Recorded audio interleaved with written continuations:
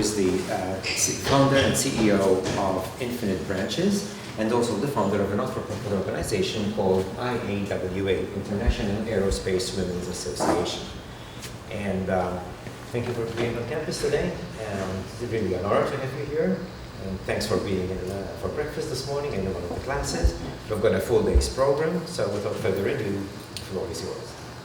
Well, thank you so much for the invitation. It's truly an honor to be here today. When I was asked, I said, I will definitely show up. You do not say no to Embry-Riddle.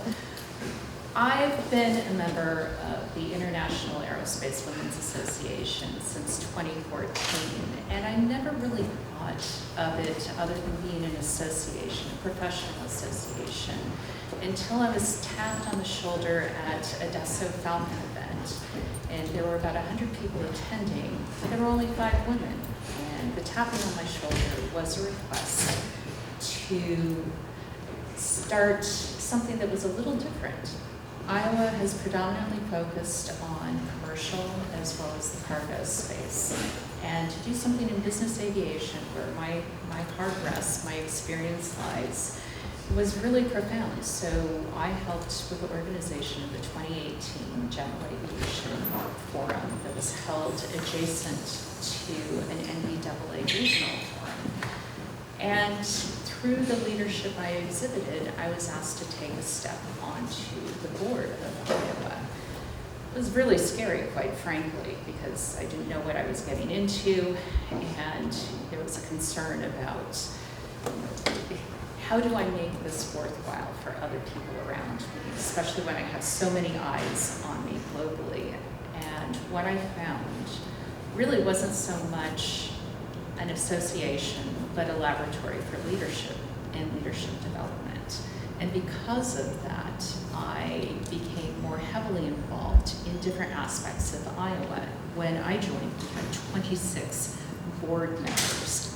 26, you can only imagine how long those board meetings took. So I became involved on the Corporate Governance Task Force, and we took those 26 roles and reduced them to 13 board positions, but expanded the number of committees that we had. Therefore, it allowed us to not only identify a leadership pipeline for the organization, it allowed other people to become more engaged and grow through a space that wasn't involved with their corporate hierarchies. And we've seen a lot of success with that. I was asked to be the VP of leader development. What did that mean? Well, I got to define it. It meant I got to support the scholarship activities of the organization, the mentoring activities of the organization, and the career development of the organization and its members. Our scholarship relationship with Embry-Riddle goes back almost 20 years at this point. And it's been really exciting to see what's happened over the course of the past 6 years since becoming involved in this role. We've really formalized the scholarship program. While $5,000 per each scholarship relationship we have with university partners may not seem like a lot, especially within how much it costs to attend some of the universities. But what we try and do is make the relationship matter. We invite all of our scholarship recipients to attend our annual conference. We pay for those costs to attend. We make sure that they are mentored with either a board member or an advisory board member who gets to know them and takes them around and helps them build their network. What we also do is we keep track of them. We get them involved in different activities that we do. We have several who are coming back to speak at our annual conference. And every time we have a forum, we look for ways to highlight these young women who we've invested our time into. And that was the most important thing that was said to me. If you want to be a part of the change, you've got to get your hands dirty. So that's what we do at Iowa. We don't just simply write a check. We make sure that we stay involved so that others can thrive. We now have 8 scholarship relationships spanning the globe. Embry-Riddle is one of the longest tenured. We have the longest tenured is SMU Law. We also work with Vaughn College up in the New York area, McGill Law School. Swinburne in Australia, Cranfield in the UK, TU Delft in the Netherlands, and Enoch in Toulouse. I was just there to visit them. Every partnership that we have, and I truly consider it a partnership, evolves over time. And it's great to be able to go out and meet people, meet you, and speak about what Iowa is doing and what we can do together. Our mentoring program is something that I immediately set about to really formalize. And we did this in a unique way that may seem a little bit at the time cutting edge. We found a platform by the name of Cooper that is strictly focused on mentoring. And we created together a 12-month program that took our mentors and mentees through lessons to not only build their professional development, but also make them set one goal, have meetings, and see the results. Since inception in that program, we've had over 120 participants go through that from over 30 countries. And within 12 months of concluding the program, over 40 have taken steps forward in their careers. Cooper's pretty amazing because it took the friction out of connecting people globally through the power of AI. It came up with 10 great questions and allowed the AI to match people. But the real magic comes from what people do together. And that continues to this day. We've been recognized not once, but 4 times by the ISTAT Foundation. And we also recently received an award from ICAO. So I'm very excited about that. Now, career development was something entirely new. Where did we even begin? Did we have the ability to have the class, the courage, and the fortitude to start to develop our members in specific ways? We started off by first asking ourselves, where do people want to learn? Where can we be a source of support? How do we involve our network of members and people within the industry to advance our members globally with this particular organization? And so on a quarterly basis, we have webinars that are focused on a specific topic. The one coming up next week is board readiness. How to become ready to become a member of the board. We have a member of our advisory board who serves on multiple boards, moderating the panel. We have a member of the community, of the aviation community, who has been an investor and who serves on many boards, will be participating, as well as a C-suite and a board member recruiter who can talk about what skills people need to develop and what the ramifications are for joining boards, which is really profound. So that gives you an idea of some of the topics that we have in our midst. But one of the things that we really wanted to do was to develop a curriculum for our members to help them advance in their careers. Now, it's pretty lofty, and you have to start somewhere. And this is where we're leaning into our university partners. Cranfield has an executive leadership program, but we also want someone from the US, which is where the majority of our members reside. But it's also where innovation occurs as well, to be a part of the conversation.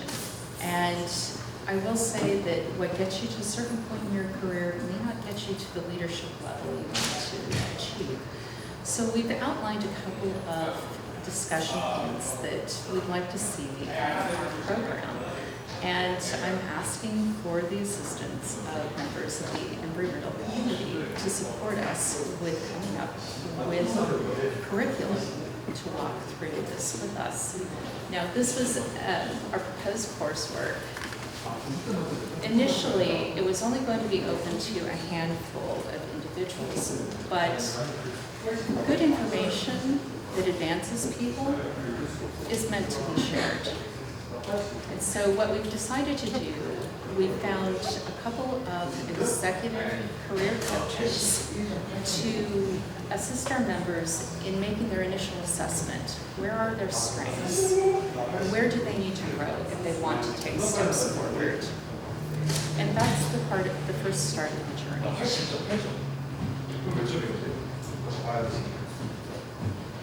The program format is one new topic every month that includes coursework as well as webinars that are led by leaders who are subject matter experts.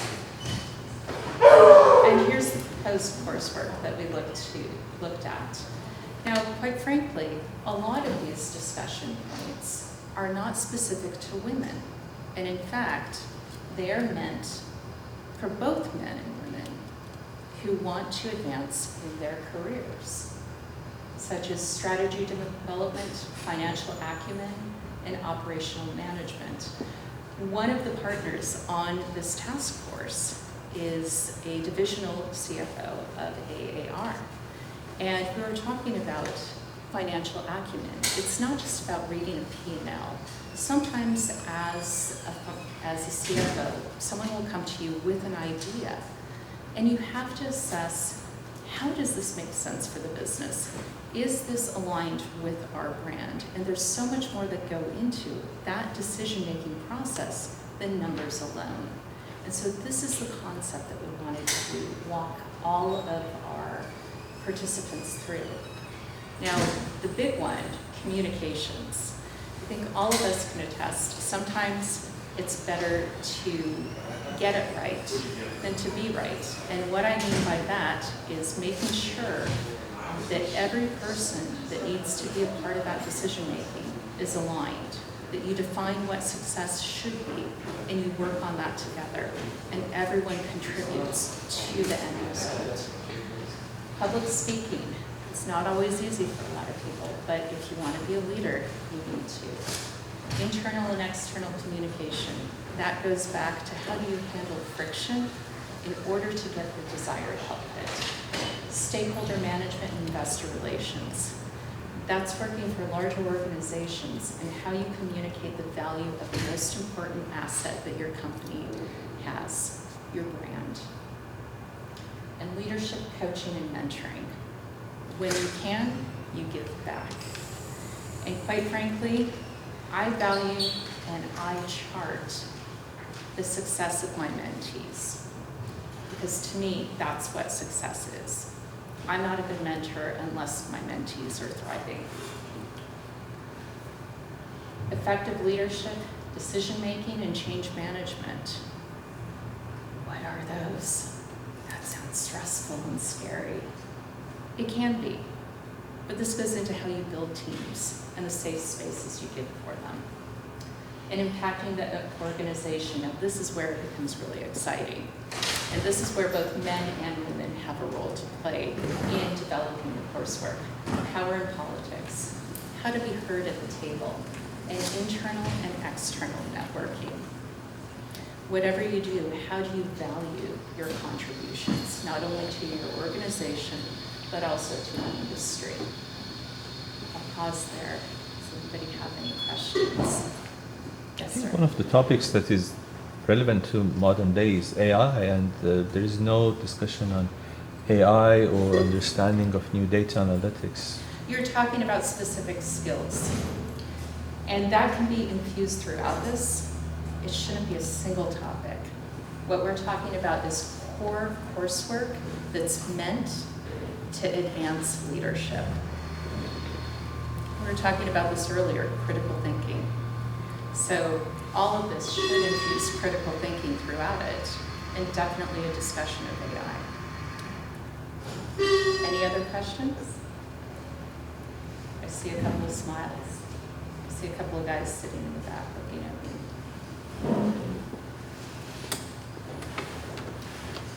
Here's some of the topics as far as what we were looking to outline. Strategy development. I like the course description of this. To attain success, leaders must be proficient at setting clear business goals by crafting a strategy that creates value for the firm, customers, suppliers, and employees. Then understanding how to successfully deploy the strategy and measure its implementation. So this goes beyond just finance. It goes into how we communicate and how we align with each other.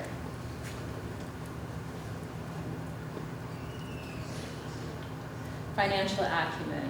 This is one that I had a personal hand in. Strengthen core financial literacy concepts and metrics in decision-making and how they align with organizational goals. Navigate mergers, acquisitions, startups, and capital markets effectively.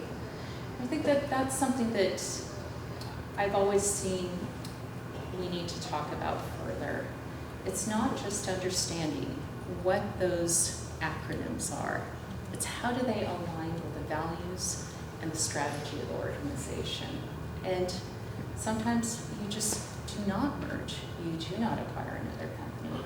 You stay exactly where you are, and that's the perfect decision if that's what's meant to be. Operational management, understanding business processes, developing operating rhythms, tying operations to financials, and exploring different operational models.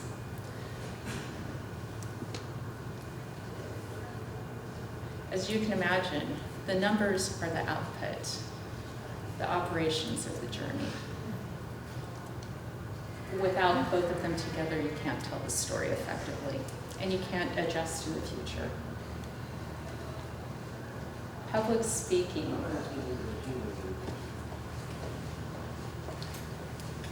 This is one that is incredibly exciting, in my humble opinion, to offer a board presentation. Conducting a board presentation versus a team meeting are two very different things, but you need similar skills in order to be effective in both.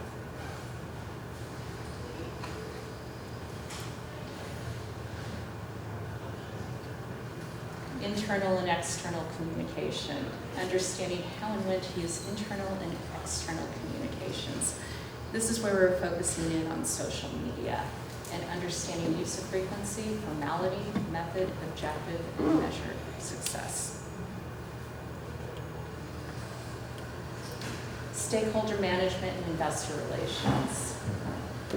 So this we broke down into two different areas. Stakeholder management training should teach how to communicate and interact with stakeholders to collaborate across complex working teams, functions, organizations, particularly how to read the room. And I hope you understand what I mean and how to read the room, because if you don't, I'm going to start picking on you.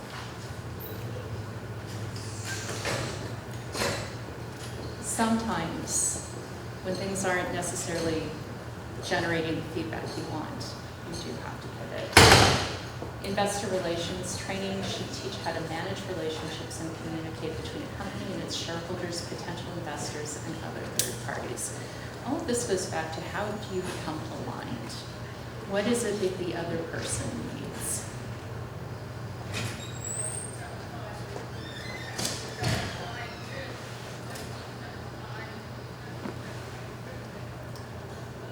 Pause for a second. Are there any other questions? Yes. Would this program be remote? It can be remote. One of the things that we wanted to do was make this available for people who are right in the middle of their careers. This would never replace any of the coursework that's done at either an MBA program. A lot of times what I've seen in corporate structures is that leaders need an additional boost. And I'll say you get more, I'm sure you've seen this as well, you get more out of interaction with people than you will through Zoom calls. So yes, some of the presentations absolutely need to be in person. These courses are open to women only, right?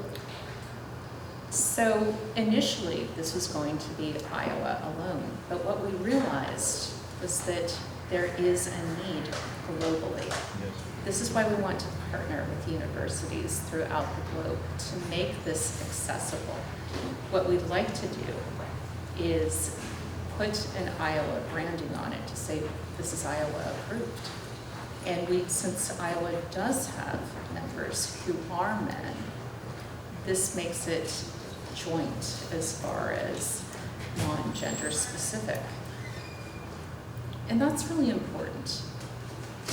Every single one of these, you will not see women need this in order to succeed. And that's done with intention. This is what leaders need to be effective. The only thing that truly is female related is the W in that logo. But I'd like to see both Embry-Riddle, Cranfield, and other organizations joining in creating coursework and other organizations supporting it. Because together we're better. Did you get a chance to speak speak to professional programs director during your visit? Or? I don't think I'm going to be able to do it this time, but we're going to arrange to do it separately. And it's something that we've talked about too. The power of having an organization such as Embry-Riddle behind it, it allows for greater flexibility and more outreach, and ultimately influence. Any other questions? Women in Aviation is a really strong organization here on campus, and we even have a student chapter. So to have Iowa here as well, maybe having a similar structure where it's an organization supported group club, I think it would be really successful. I'll be very candid with you. There are only about 500 Iowa members globally, and that contrasts very sharply against WAI. The cost structure is very different as well. And traditionally, WAI has been focused on pilots, whereas Iowa has traditionally been focused on attorneys, insurers, and financiers. So it's a little bit of a different structure. Rather than creating chapters globally, what Iowa has done, we've created communities where people are aligned by a common topic.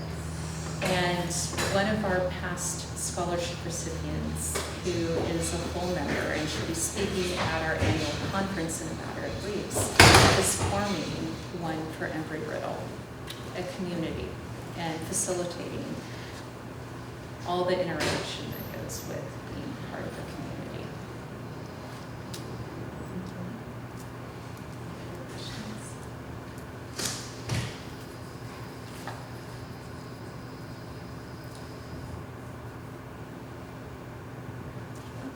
Decision-making, enhanced ability to make high-stakes, high-impact decisions in complex and dynamic business environments with a focus on strategic framework, cognitive biases, data-driven approaches, and practical tools to improve decision-making processes across various organizational levels.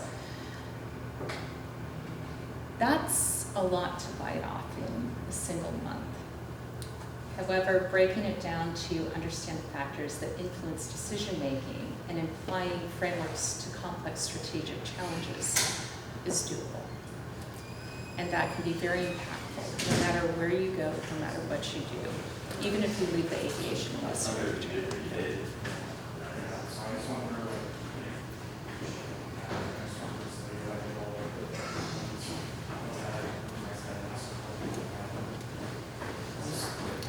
And change management. In our rapidly changing world and business environment, the capability for leaders and teams to effectively manage organizational change is vital.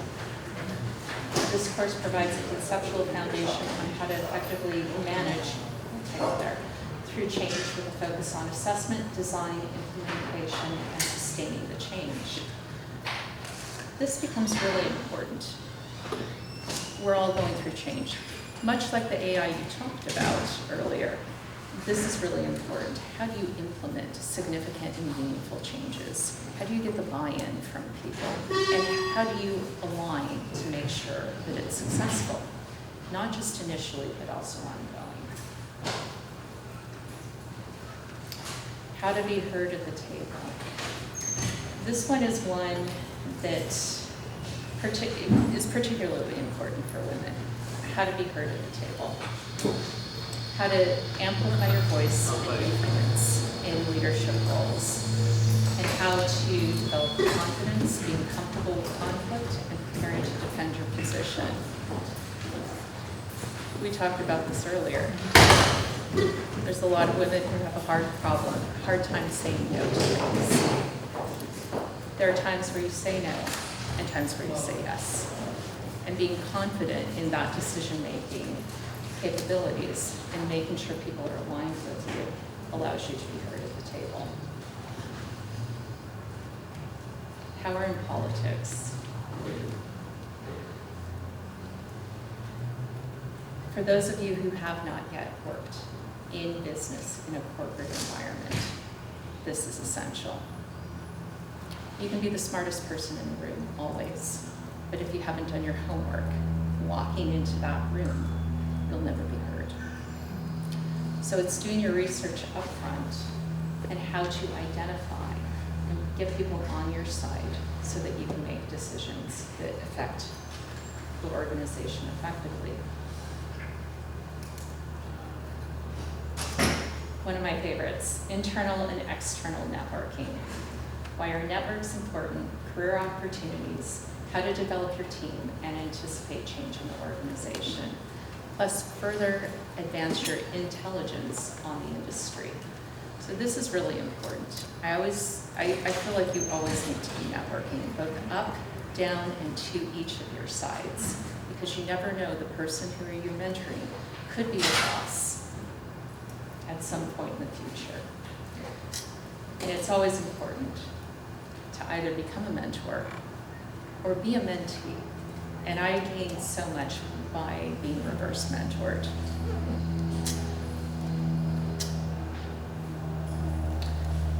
And on that note, I'll ask if anybody has any questions.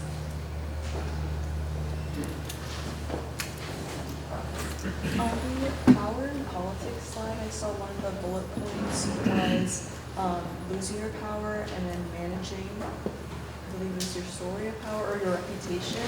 Can you elaborate on that? Reputation building starts now. You're in college. How do you want to be seen? For the longest time, I refused to have a LinkedIn profile, any type of social media. But people need to know who you are when you walk into a room. I had the most awkward experience the first time I went to a conference when someone asked me how long my boss and I had been married. And it was asked by women. So that caused me to say, I've got to manage my brand right now. And I need to show why I belong in the room and what I have to offer. So in that moment, I lost my voice at the table, and I had to gain it back. Thank you. With the delivery of the program, with the partners,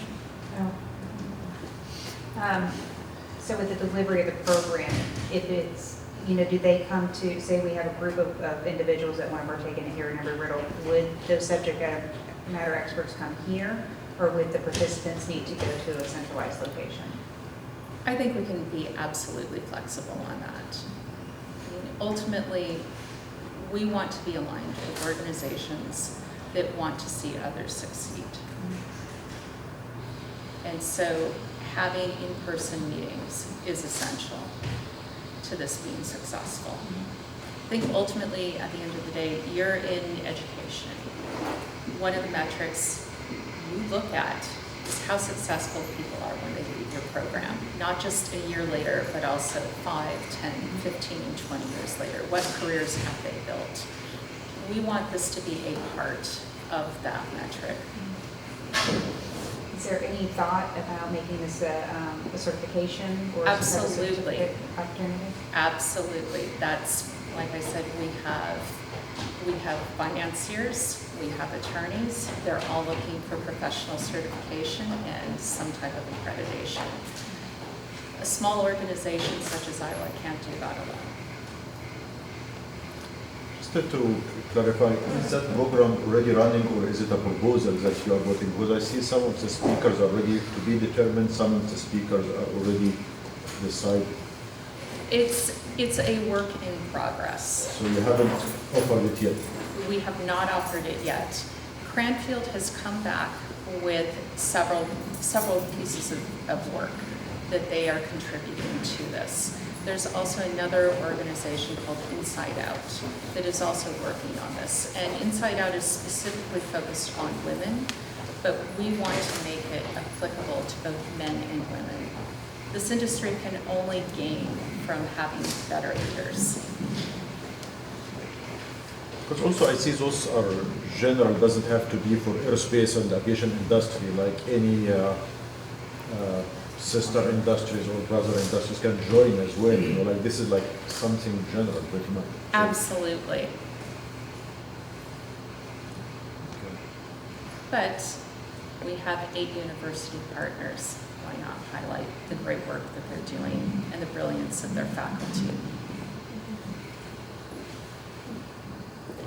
What is your main goal for the mentees? What is your main goal for the mentees? Is it for them to become mentors for the program in the future? For Iowa's separate mentoring program, is that what you're speaking For about? this program, for the vision of it. So ultimately, that's a great question, first of all. Thank you for asking that. I don't think we've ever thought that one through. Ultimately, we want people to have a mentor through the program, somebody who they can stay focused and grow with. But ultimately, if you have somebody who goes through it, it's always great to have a work buddy. It makes it so much easier to do rather than doing a couple of these activities remotely. When you have somebody there with you, alongside you, that's showing you can do it, it becomes much more meaningful and powerful.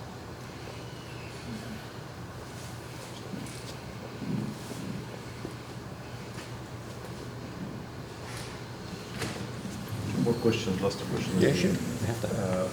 Do you consider online as well, or it has, like, as you mentioned that, like face-to-face or in person might be more helpful, but do you consider online, since you are an international organization and a lot of people are different countries, you can join? Absolutely. Embry-Riddle is a global organization as well. It's really important to address the needs of our members. We have members in Hong Kong, in Singapore, in India, Brazil, Argentina, all the way up in Finland and Norway, to Australia and the Middle East, and even members in Africa, in addition to the US. So globally, it makes sense to have some of these activities pre-recorded, but also have live Q&A. And the last question, is that for profit effort, or is it like as an organization you are making it as non-profit effort? Like, what is your main goal? So Iowa is a nonprofit organization. We are funded through our sponsors as well as what members also pay. For this particular program, we anticipate members paying for it, to show up and to be dedicated to it. I find when I pay for something, for any type of event, it makes me much more focused on what am I going to get out of it and to do the hard work that goes with it. If I'm simply showing up to watch a webinar, it doesn't necessarily land and stay with me. So we're not asking for a contribution at all. In fact, we want members to pay for the great work that people are contributing to. Thank you.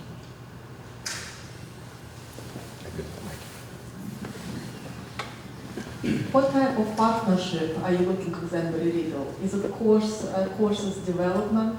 Is it courses delivery? Or is it, are you looking for participants such as faculty, staff, or students? Since we're looking for executive leaders to be developed, This would not include the student population. What we are looking for is contributors to the coursework, the subject matter experts, to be able to highlight the great work that they do and their contributions, but also to highlight Embry-Riddle as a partner in the development of the curriculum and whatever contributions, such as the faculty teaching, answering questions, would be ideal. Thank you.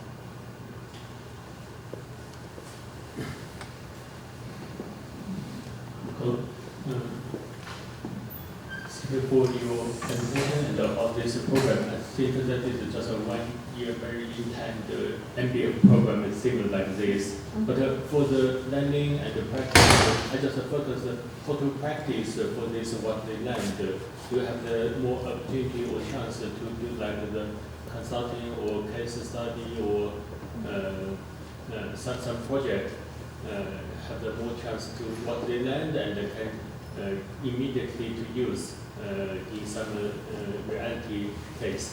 Thank you. That's an excellent question, and thank you for asking it. Ultimately, we definitely want our participants to be involved in a capstone presentation. You know, MBAs are a particular set in time. We want this to be as people are progressed in their career and ready to level up into a more executive role. Does that make sense? So we're not replacing MBAs by any means. We don't want to do that. We want to give people an executive program that is of high quality, that is impactful, that is real world related, not just grounded in theory and simply case study. We want people getting their hands dirty so that they can grow and remember what they've learned.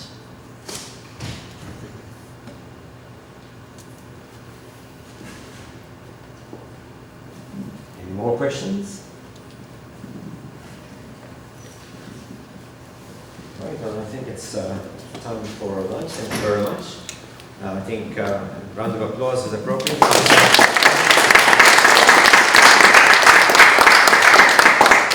wish you the rest of a great day and have lots of fun. Thank you.